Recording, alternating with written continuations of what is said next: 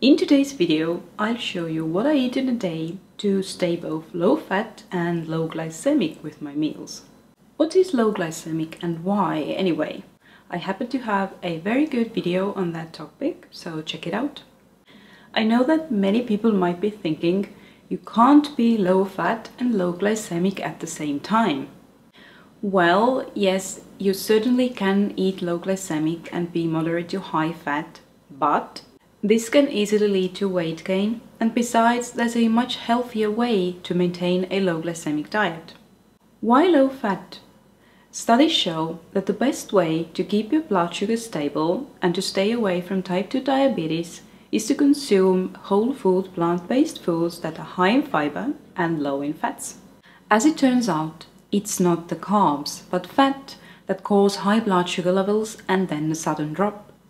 I love the presentation that 𝐀𝐟𝐼𝐬𝐬 did on how fat causes type 2 diabetes. She explains with humor how fat prevents glucose entering your cells, and therefore glucose is forced to circulate your bloodstream, causing high blood sugar levels. Also, if you want to learn more about the science, go to Mastering Diabetes. I'll leave the link down below. And now about my personal experience.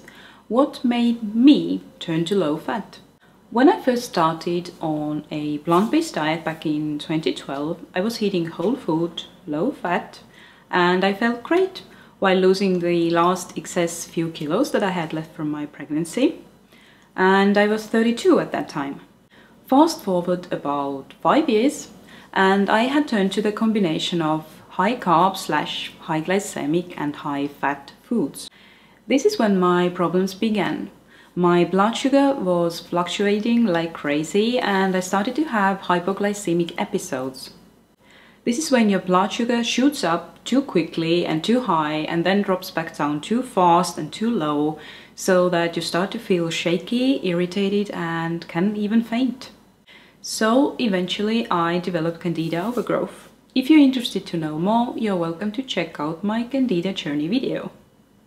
Moving forward, I managed to overcome the yeast infection and live candida free, but I was eating a low glycemic diet, quite high in fats. So lots of avocados, nut butters, nuts and seeds. Then 3 years ago I hit 40 and I noticed a small weight gain that made me feel quite uncomfortable. I was used to eating whatever and staying slim, and now I didn't recognize myself. It felt so confusing not to understand my own body.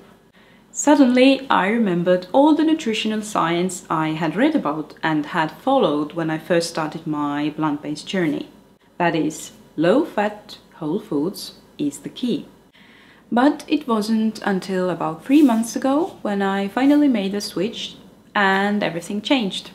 I no longer need to track what I consume, I simply eat until I feel satiated and my weight stays at a level where I want it to be. A strange thing for me is breakfast though. To be able to go without food for 3 to 4 hours, I need to have a low carb, high protein breakfast. You'll soon see what it is.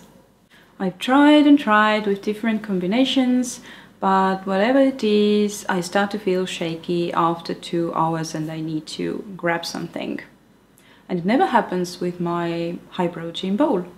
Or if I have something like scrambled tofu, this is fine as well.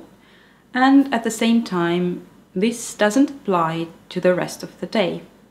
This mystery of mine has yet to be solved, so if you have any ideas, you're welcome to leave me a comment below. The low glycemic, low fat menu that I'm about to show you has about 1900 calories, 17% of which coming from fat. Now, some people consider 15% and lower low fat, but for me anything under 20% seems to be working. I want you to know that eating low glycemic doesn't mean that you can't have any of the higher glycemic foods, like dates for example. It simply means that you need to keep a healthy balance. Finally, I want to mention another thing, that I've stopped counting glycemic load points because I've learned that it's not that black and white. I know for a fact that I can easily go over the recommended points per meal and per day and not have any adverse blood sugar effects if eating whole plant foods high in fiber. However, tracking those points was a good starting ground, and therefore I've included those in my Candida meal plans as well, making sure that people understand that they can eat more if their caloric need is higher. Now let's get on with the video. But as it's still a what I eat in a day video, let's start with non-food related rituals. First things first, brushing my teeth with this tooth powder that consists of 4 different clays and peppermint essential oil. Quite exceptional. I'll link it below. After that, it's cold exposure. Either a cold shower or dip into the sea, or as I was lucky enough to have a decent snowdrift on my balcony, I made use of that. Go to this video where I explain why cold exposure is such a game changer.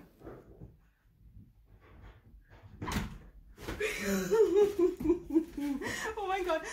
And here comes the usual glass of water for hydration. Only 1 glass this morning because I felt like choosing a cucumber. So here we go. Cucumber is the next best thing after celery juice. Did you know? Go learn more from my celery juice video. Fast forward half an hour, which I use for cleaning up the kitchen, and it's time for breakfast. As for the past 6 months, I've been making my high fiber and high protein bowl.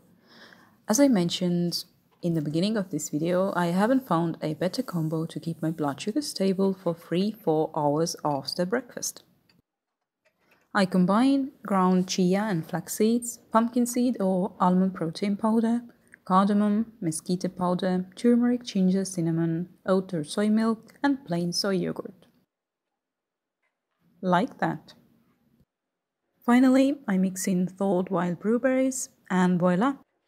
If you want to see how I make the bowl step by step, go to my low carb breakfast video. You've seen me eating my brekkie while doing Spanish on Duolingo.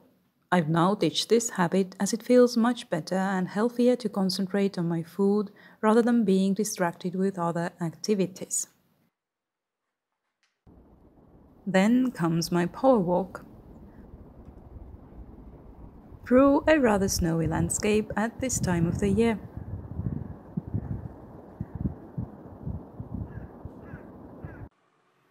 And matcha time. This is the ritual of the day for me. I don't know, it just feels and tastes so good. Besides, it doesn't play with my blood sugar and energy levels like coffee does. By the way, if you're inspired by my content, you can treat me with a cup of matcha and coffee. Link below, and also learn more from this video.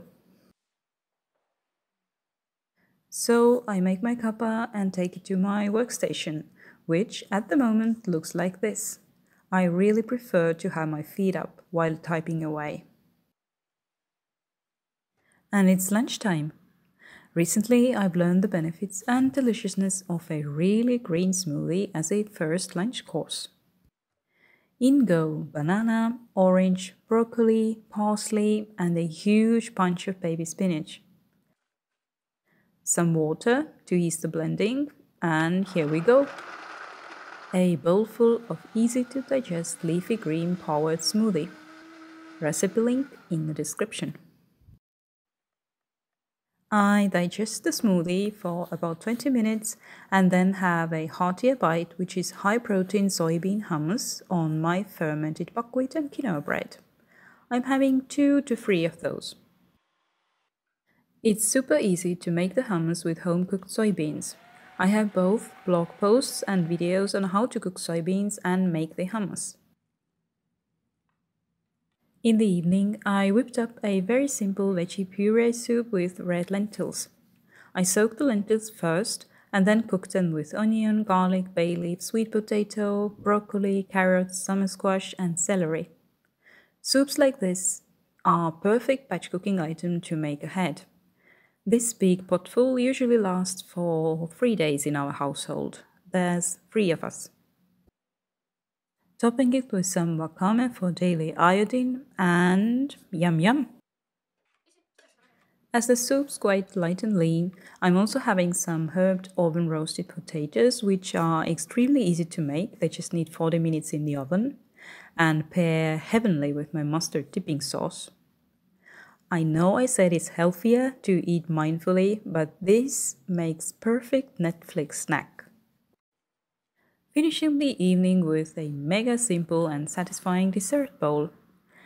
Thank you 𝐀𝐿 for these added sugar and oil-free cereals. My favorites are rings made of pea flour and rye flakes. Pouring some oat milk over them, adding apple or pear slices and date syrup. I really like them all soaked with some crunch still.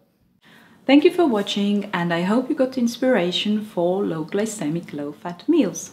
Any questions or comments? You know what to do.